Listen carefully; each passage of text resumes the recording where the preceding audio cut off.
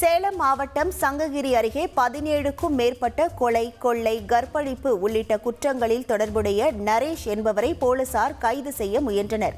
போலீசார் சுற்றி வளைத்த போது 2 காவலர்களை கத்தியால் தாக்கி காயப்படுத்தி தப்பிக்க முயன்ற நரேஷை போலீசார் காலில் சுட்டு பிடித்து கைது செய்தனர். நரேஷ் சமீபத்தில் கூட 68 வயது மூதாட்டியை கொலை செய்து நகைகளை பறித்து சென்றதாக வழக்கு பதியப்பட்டுள்ளது.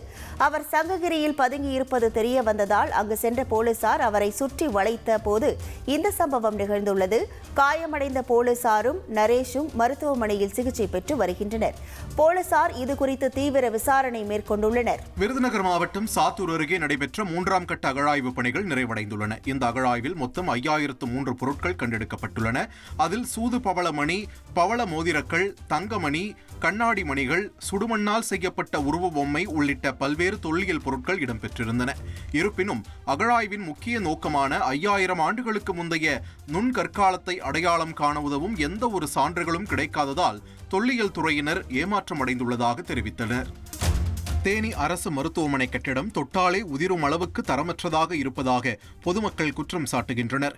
தேனி அரசு மருத்துவக் கல்லூரி மருத்துவமனை வளாகத்தில் மாவட்ட ஆரம்ப இடையீட்டு மையம் கடந்த 2019ஆம் ஆண்டு பயன்பாட்டிற்கு வந்தது. இந்த மையத்தில் தேனி மாவட்டம் முழுவதும் பிறக்கும் பச்சிளம் குழந்தைகளுக்கான ஆரம்ப கட்ட சோதனைகள் மேற்கொள்ளப்படுகின்றன. இந்த நிலையில் கட்டடம் கட்டப்பட்டு 5 ஆண்டுகளே ஆன நிலையில் அது கடுமையாக சேதமடைந்துள்ளது. கட்டிடத்தின் சுவர்களில் உள்ள சிமெண்ட் பூச்சுகளும் மேற்கூரையின் சிமெண்ட்டுகளும் பெயர்ந்து விழுந்து வருகின்றன. சுவரை தொட்டாலே பூச்சிகள் உதிர்ந்து விழுகின்றன என பொதுமக்கள் கடும் குற்றச்சாட்டுகளை முன்வைத்து வருகின்றனர்.